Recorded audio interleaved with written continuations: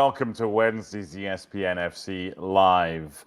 I am the meat in the sandwich on either side. Luis, Miguel, Echegaray, and Shaka, Hislop. My name is Mark Donaldson, and I've been overruled with the running order, with Scotland flying in the Nations League, whatever that is. I wanted to start with that, but instead something called the Ballon d'Or, and there's no Scots involved with that, but I'm sure these two can make sense of it. Hello, gentlemen. First of all, Shaka, how are you? I'm doing very well, Mark. Good to see you. You too. LME, how are you? I'm great. I went to see Pearl Jam at Madison Square Garden yesterday. It was amazing. I went to see Deep Purple last night with my father-in-law and got a meet and greet with Ian Gillan, who's his hero. So we'll call that showing a your tie. age, Mark Donaldson, showing your age. Enough. Let's talk Ballon d'Or, shall we? Now, right now, the kind of long list is being unveiled. So, Shaka, it's a Ballon d'Or that's probably not going to be won by Lionel Messi, because at this stage, while we're recording, he's probably not even going to be nominated, and Vinny Jr.'s likely to be the favourite for this one with the odds makers. Is it a changing of the guard now, with Messi in the rear view mirror and the young ones coming up and challenging? Of course it is, and inevitably the guard was always going to change.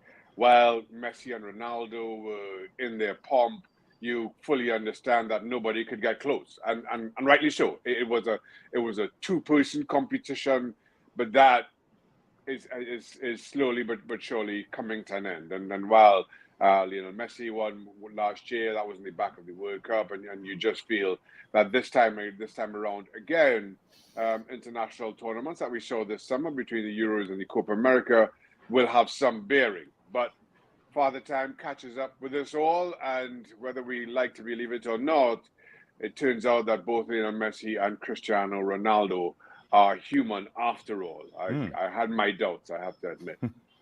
Well, it's refreshing that it's the new card. LME, is it simply Rodri versus La Liga now? I think so. I think it's between Rodri and Vinicius Jr. I think Lamine Yamal, obviously, he's incredible, but it's too soon for him. I think he'll get his time in that situation. And, you know, I know that Vinicius Jr. is going to be, as you mentioned, the odds favorite. Obviously, La Liga, the Champions League, 13 goals, for both competitions, or in La Liga, so to speak. But in Copa America, he actually didn't make it outside of the group stages, suspended outside, when they faced Uruguay. To me, it should be Rodri, I think. Just because when you look at everything that he has done, he went 50 matches in the Premier League last season. He won every single one, or at least didn't lose in that one. Obviously contributed to that historic victory for Manchester City and the Euro as well, even though he came off injured against England. But I just think when you look over the overall performances that he did last season, because that's a massive factor when it comes to evaluating Ballon d'Or. It's not just about the silverware, it's about what you have done individually and collectively. It should be Rodri, but historically, you really give it more to the offensively minded player. So I think Vinicius Jr. will take it, but I think it should be Rodri.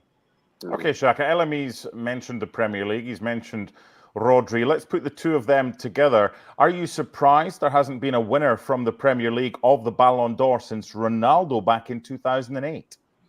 I am. But on the one hand, you felt that, well, certainly during that period and the emergence of Manchester City, the winner of the Ballon d'Or would likely come from the Champions League winners. And I know we've had English clubs. When Chelsea won it, I think Jorginho was kind of well, let me not say the favorite, the player being pushed most to win it, kind of given the exploits of Italy as well. But the truth is, regardless of what players did, what clubs did, Lionel Messi and Ronaldo individually were just so much better than everybody else. As I mentioned, it was a two-man race. So while now we kind of sit and look at what clubs did, what individuals did for both club and country in years like this, where there are international tournaments, that's kind of new for us.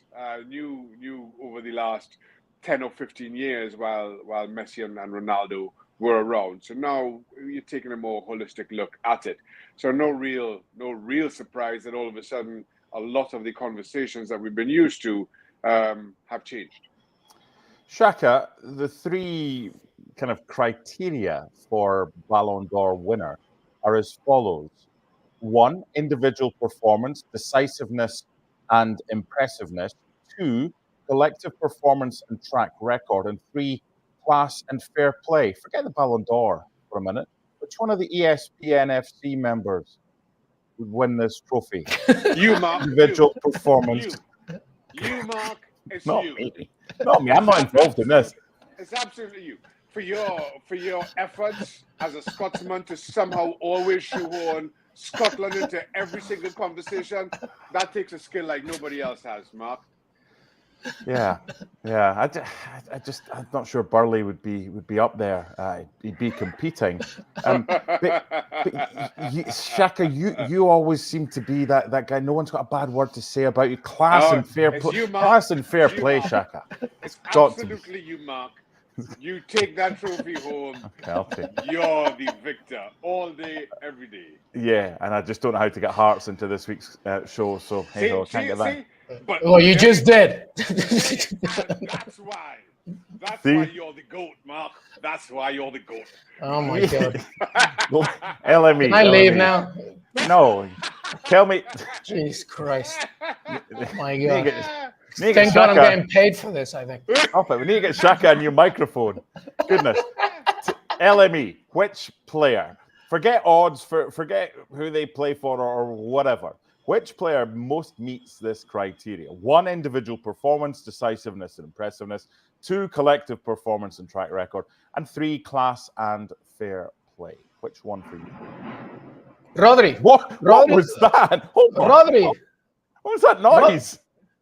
I don't know. I'm in New York City. You know what happens outside of my building in New York City? Like, I'm sorry I don't live in the wooden suburbs of Connecticut. I live with craziness here, okay? You'll hear crazy stuff all the time. So don't worry about it. Rodri, sirens and bangs. Rodri wins it. Rodri wins it for me. Yes. Individual performance, decisiveness, and impressiveness. I mean, are you kidding me? Like, it's a fair argument to say that Manchester City last season could have won that league without Erling Haaland. I don't think you say the same thing if you don't have Rodri in that team for the season, okay? He completed the most passes in the Premier League, the most completions out of any player. And for Spain, he did it all over again until he reached the final and he came off injured. So when you think about that, Rodri. Collective performance and track record. Once again, that's answered. Class and fair play.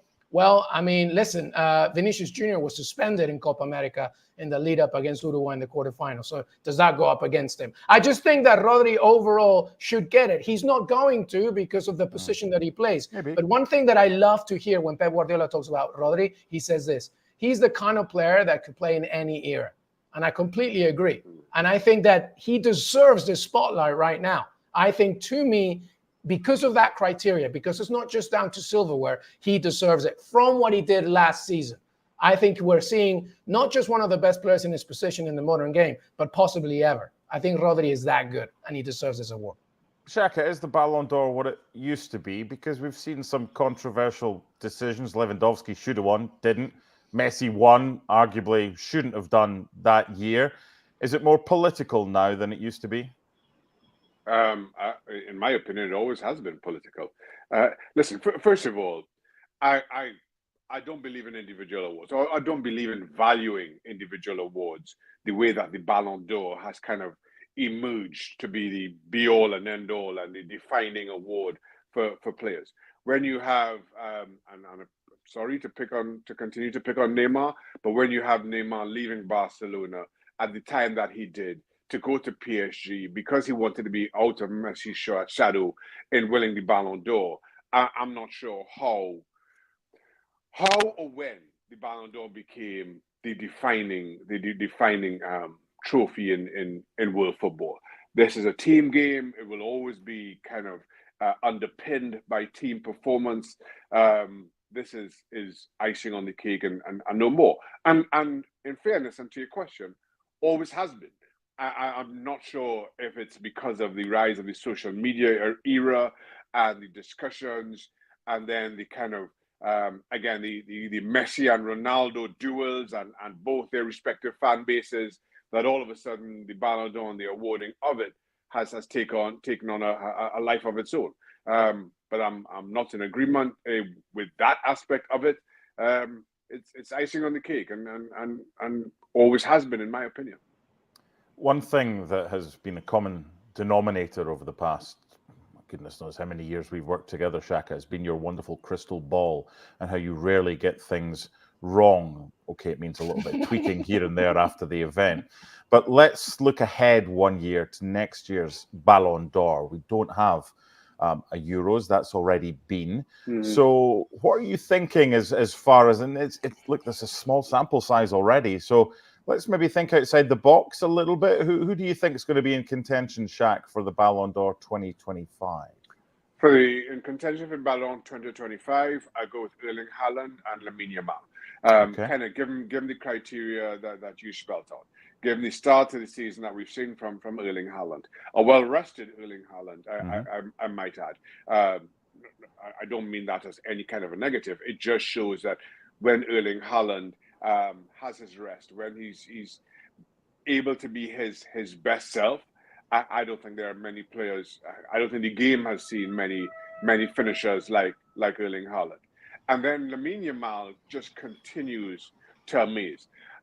Even if you take Lamine Yamal's age out of it, if we're just talking about a player, look at the pass that he threaded for Rafinha over last weekend.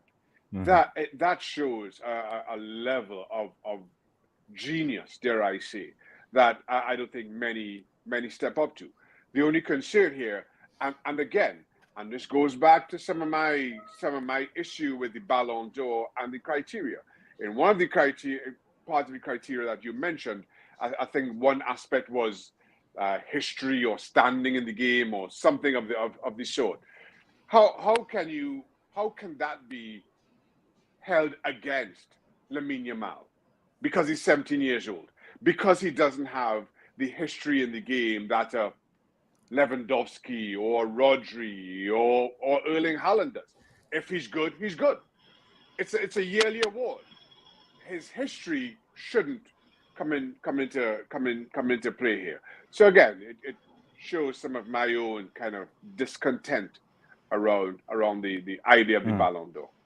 LME, final question for you. Obviously, Lionel Messi won it last year representing Inter Miami. Do you think there's a chance that we might see a winner based purely on what they have done, whether it's in South America, not a South American playing in England or in Spain, but your knowledge of football outside of Europe is exceptional. Do you think there might be a chance that someone might even be considered playing outside of Europe, maybe in MLS, maybe in South America, maybe in Asia, or is that going to be very difficult, the way that the Ballon d'Or is done? Yeah, I think at this moment, the criteria is so laser focused on the game in Europe that it's very difficult for anybody to really try and break that, even Lionel Messi. And even, by the way, speaking of the likes that hold up, my light behind my camera is dying. Just like okay, pal. It's not like we're live or anything like that. I know, but look, here you go. I changed it. Look, within the calendar of Ballon d'Or for this season, the League's Cup win does actually fall into place for Messi. So you could actually have that argument. But I think that because it's so laser focused on the game in Europe and the talent, as Shaka was mentioning, Lamine Yamal and Erling Haaland, Jude Bellingham, the list goes on. And I just think that at this moment, because Major League Soccer or like leagues within South America are not right now at the level of Europe, I think it's just too laser focused on that perspective. And then, of course, there's the argument as well about the aging players. That's not taking anything away from MLS or South America. As you mentioned, I cover it extensively. But it's also just because that Ballon d'Or, because historically speaking, it's such a focus. It used to be literally just for European players. And now, now that it's obviously a global thing, it's still so much of a focus on the European game. I mean, only recently have we had, the female game more included, and rightly so. So I think it's still too focused on Europe, and it's going to take a very special case for anybody to really break that log that goes outside the old continent. Okay, we're going to talk Nations League now. We're going to hear from Cristiano Ronaldo shortly, but I want to start with England and Shaka, interim manager in charge. Republic of Ireland away for England. That should be a good one in Dublin, and Finland at home. So how about this one? Lee Carsley as the interim, Ashley Cole as the assistant, Tim Dittmer the goalkeeping coach, and Jolien Lescott, the coach. Interim, meaning for not too much longer, or an opportunity for them to stake their claim to get this permanently? Well, it's certainly if I'm Lee Carsley or any of that backroom staff, it's an opportunity. You aren't expecting to still be the head coach and manager in the next international window in October, mid-October, I believe it is. But it's an opportunity for you. 2 games now, two very winnable games, for you to stake that claim. It's a no-lose situation in that nobody's expecting you to stay on, but if all of a sudden you surpass all expectations, you surprise everyone, and there's some kind of an outcry from the players that Lee Carsley et al. Need to stay in place, then you get the job, and if they don't, well, you weren't expecting to anyway. But it's more an opportunity than a curse, certainly. LME, what's the criteria here? Shaka's just said if you do well and the players like you, you've got a chance of getting the job. I mean, they're playing Ireland and Finland here. No disrespect to those 2 nations, but England should be beating them with whichever manager. There's no Scotland. There's no Scotland, Mark. Really? 0-0 at Wembley the last time. Come on now. Well, are they every time you mention Scotland, Shaka, come on, give it a rest, please. Is there a danger that England fall into a trap here, the FA fall into a trap, and that they hire Lee Carsley when some better opportunities for other managers are available because they do well against Ireland and Finland and everything goes swimmingly in a Nations League, League B campaign, Ellen? Yeah, no, that's a good question, because it's very important to remember that this is the Nations League, with all due respect, some lower opposition against England, and also coming off, by the way, reaching a Euros final as well. But I think the sentiment is this. This is a new chapter for England, whether he at the moment is interim or not. I'm actually a really big fan of Lee Carsley. I followed him extensively for the under-21s when they won the Euros there, and I like the way he plays. People will think that it's a Southgate 2.0, and he's not. Obviously, the formation is 4-2-3-1, 4-3-3, but he's way more offensively minded. He likes to be way more creative outside the box, and all these players that are part of this squad, a lot of them have been part of that under-21 setup, right? Obviously, Cole Palmer is not going to be part of it as he's returning to the club to rehab, but like he was a big component of it. He's not afraid, Lee Carsley, to like play around with like an actual role. Anthony Gordon, for example, he likes to play him as a striker sometimes. He uses his fullbacks really, really well. The double pivot likes to go aggressively more forward. There's a lot of inventiveness here. So I'm a big fan of this. And Anthony Gordon once said he called him the best man manager he's ever worked with. And I like that, because now you're seeing this England team who obviously has so much talent, an embarrassment of riches. But now we can see this new product like Noni Madueke. Let's see how he can do, etc. Livramento, of course, who also worked on the Lee Carsley. So now you're seeing this Nations League matches. You're obviously not expecting, to have massive headlines saying, oh, England won against Ireland. As you mentioned, it's expected. But it's about how they're playing now and what inventiveness is going to. And this is the very first chapter of that. So I root for him because I really like what he's done with the under-21. So we'll have to see what happens. And the biggest criticism on Southgate, even though they made the Euros, was they made it in a sort of stopgap situation. It wasn't exactly super impressive from the very beginning. But I think that Lee Carsley is way more offensively forward-thinking and way more creatively thinking. And like Anthony Gordon said, a very good man manager. So far, so good. Let's see what happens in these 2 matches to begin this new chapter. Shaka, 4 uncapped players: Noni Madueke, Tino Livramento, Morgan Gibbs-White, and Angel Gomez at Lille. I like the fact that he goes for, immediately off the back, he's going for form over favouritism. And I suppose with a fresh manager or interim manager comes fresh ideas. How much we see of these guys, not so sure, but it is an opportunity for them, isn't it? Yeah, it's an opportunity. You get called into the squad. You're hoping you see minutes, and you're hoping you make the most of those minutes. And again, regardless of whether Lee Carsley is in charge in October or not, I think this can only be a positive for those 4 players.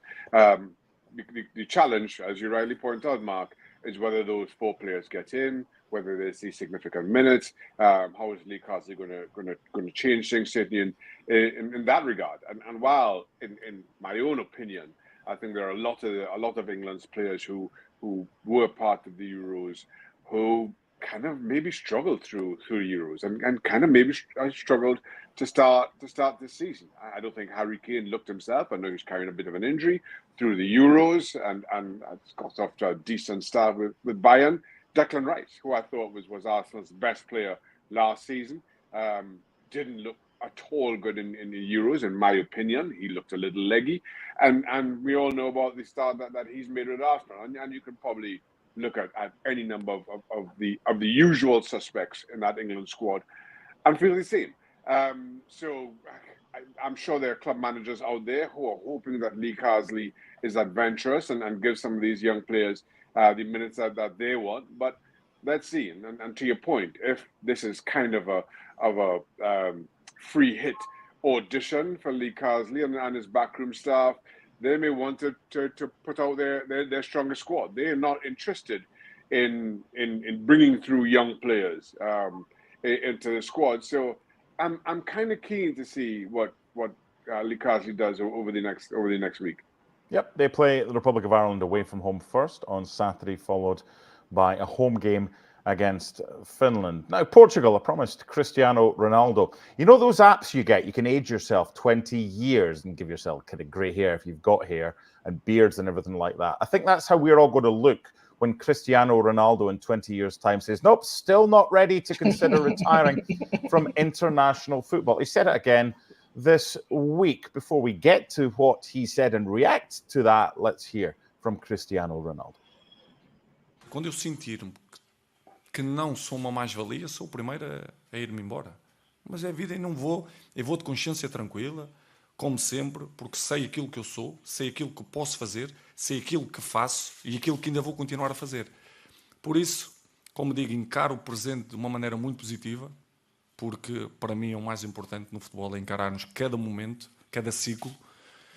E o ciclo é bom, sinto-me feliz. Na fase de qualificação foi aquilo que foi. O europeu também. Acho que, de uma certa forma, em termos gerais, acho que foi positivo. E sempre pensarei assim. E quando chegar esse momento, mais cedo ou mais tarde, não sei, eu serei a primeira pessoa a dar um passo à frente. E para mim isso não há qualquer problema. Não há qualquer problema. A crítica é ótimo. Porque se não houver crítica, não há evolução. E é normal, já estou habituado, sempre fui assim. Vai ser agora que vai mudar. Não vai ser, por isso eu não... Tento fazer o meu caminho, ser o máximo profissional possível. Tento ajudar a seleção, ou mesmo o meu próprio clube, da melhor maneira, com o meu profissionalismo. Não só com golos, sem golos, com assistências, com disciplina, com exemplo. Porque o futebol vai muito mais além de um jogar bem, ou de marcar um golo, de fazer uma assistência. O futebol vai muito mais além disso. Okay. Is this becoming a problem, Shaka, for Roberto Martinez and for Portugal, in that he is going to be considered one of the greatest of all time, but he's going to be 40 in February? And the way Martinez was at the Euros, it's basically, if he says he's fit, then he plays. Now, purely from a personal perspective, you want to see as much Cristiano Ronaldo and the best players of the world as possible, but at what cost? Yeah, first of all, let me say, I applaud Cristiano Ronaldo for staying on, and I will say this. And while I certainly have criticized his performances and questioned whether he should be a part of Portuguese squads and whatnot, retirement is a very personal decision, and he's the only one who can make it. Now we can comment on it, but I have no problem with him saying that he's going to continue. As former teammate Peter Beardsley told me very early on, you're a very long time retired. So for Ronaldo, fair play. I have no issue with that. I think the challenge comes, as we've been discussing earlier, with the likes of Ronaldo and Messi, and where it's so different from any other player, certainly of this generation, probably of the last 2 or 3 generations, is just their standing, their impact in the game. Now, Ronaldo, being who he is, being all that he represents to Portuguese football, if he's not contributing at a high enough level, but still refuses to step away from the Portuguese squad, I don't think Roberto Martinez is in any position to say, no, I'm not picking you. And that's the issue here for Roberto Martinez. Yep. I just don't think he's that manager. I don't think he has the standing in football, let alone Portuguese football, to say, Cristiano, thank you very much, but I'm not picking you in this squad. Ronaldo, and as a result, Ronaldo will make that decision. And to the interview, he's saying he'll be first to know. Sometimes I'm not so sure that the players are the first to know. Sometimes as players, and I've been there, not at the level that Ronaldo is, you just feel that if I could just get this one thing right, if I could just do this a little bit more, I'll be back to where I once was. And that little thing just starts escaping you a little more consistently. And that's the tough ask for us as players, and probably an even tougher ask for somebody like Ronaldo, whose level was so high and it came so consistently and so naturally to him.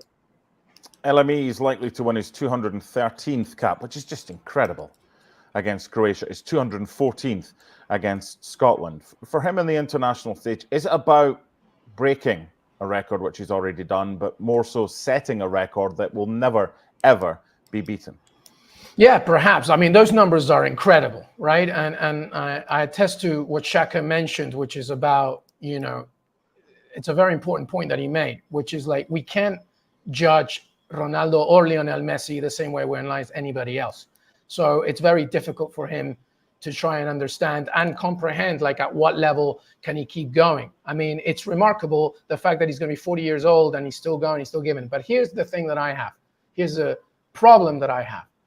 Number one, in that press conference, I heard a lot of I feel, I think, and I don't think he's thinking about the team anymore, at least the project of Portugal, because one spot that he takes in that squad is taken away from somebody that perhaps could be the next generation, which is right now.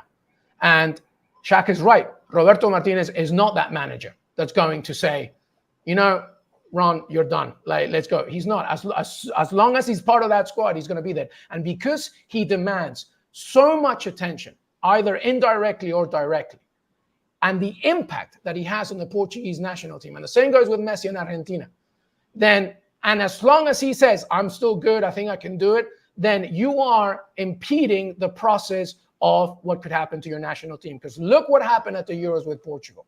We all saw it, right? They were not a team at the end of the day that could keep developing, because there was one player, Cristiano Ronaldo, taking the spot of somebody else, and so much attention was there that it impeded the process of what this team could be. So to me, again, I respect everything Ronaldo has done. The numbers are remarkable. It's absolutely incredible. Like, to your point, we're going to be 80 years old. He's still going to be playing. But here's the thing. Are you, because of that selfishness or that focus so much on what you want to do, on how far you think you can go, I think you're stopping, right, the spot of somebody else. And I think that's going to be a major problem. And it's a big problem because it's Ronaldo and it's Lionel Messi. It's not just any other player. So this will continue to be a problem until at some point Ronaldo can say, you know what, I need to now really give my spot away to somebody that could be the future. You're going to go into the folder of hater now. You ready for that? Hey, man, I've heard it all my life, so it's all good. That's where I live. Right on Hater Street. We shall end today's ESPN FC with one question, Shaka. If Portugal weren't playing Scotland next week, would Ronaldo just have said, you know what, I'm done. It's such a big thing for him to be facing Scotland next week that he thought. As you know, we fully expect the next Ballon d'Or winner to be Scottish. So I think it's an opportunity for Ronaldo to hand over that mantle to its rightful owner, rightful long-term owner, Mark. Can I leave now?